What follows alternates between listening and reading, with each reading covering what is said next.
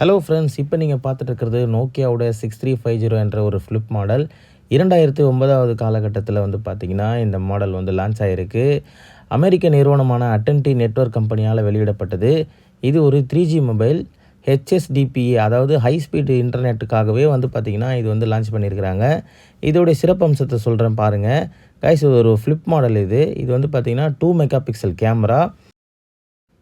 Guys, வெறும் 105 internal storage, வெறும் 105 MB மட்டுமே. இது வந்து பார்த்திங்கன்னா internal storage up to 16 GB வரைக்கும் மெமரி கார்டு போட்டுக்கலாம். அப்போ பார்த்துக்குங்க இதோடைய ஸ்டோரேஜு.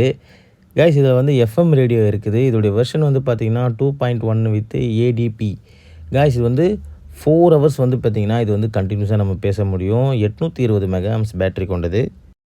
ஸோ அப்போவே வந்து பார்த்திங்கன்னா இது வந்து 5000லேருந்து 6000 ரூபாய் வரைக்கும் விற்றுட்டு இருந்துருக்குறாங்க. ஸோ அப்போவே வந்து பார்த்திங்கன்னா இதோட ப்ரைஸ் வந்து அவ்வளோ இருந்திருக்கு. கைஸ், ஃப்ளிப் மாடல்னாலே வந்து பார்த்திங்கன்னா இப்போ எவ்வளோ ஃப்ளிப் மாடல் இருக்குது. ஆனால் அந்த காலத்தில் வந்து பார்த்திங்கன்னா ஃப்ளிப் மாடல்னால் இந்த மாதிரி மாடல் தான் ரொம்ப ஸ்டைலிஷாக இருக்கும். அதுக்குன்னே ஒரு தனி ஃபேன் பேஸ் இருந்துச்சு. அப்படி அந்த ஃபோனை வந்து தூக்கி விட்டுட்டு அப்படி பேசுவாங்க. அது வந்து பார்த்திங்கன்னா வேறு மாதிரி இருக்கும், வேறு மாதிரி ஃபீலில் இருக்கும். ஸோ இவ்வளோ நாள் கழிச்சு வந்து பார்த்திங்கன்னா இந்த ஃபோனை ஒரு ஆன் கண்டிஷனில் பார்க்குறது எனக்கு ரொம்ப சந்தோஷமாக இருந்தது. ஸோ இதே மாதிரி உங்களுக்கும் ஒரு நினைவுகள் இருந்துச்சுன்னா நம்ம கூட பகிர்ந்துக்க, நான் அதை பார்த்து தெரிஞ்சுக்கிறேன். ஸோ மேலும் வேறு ஒரு வீடியோவில் சந்திக்கிறேன் ஃப்ரெண்ட்ஸ். நன்றி, பாய்.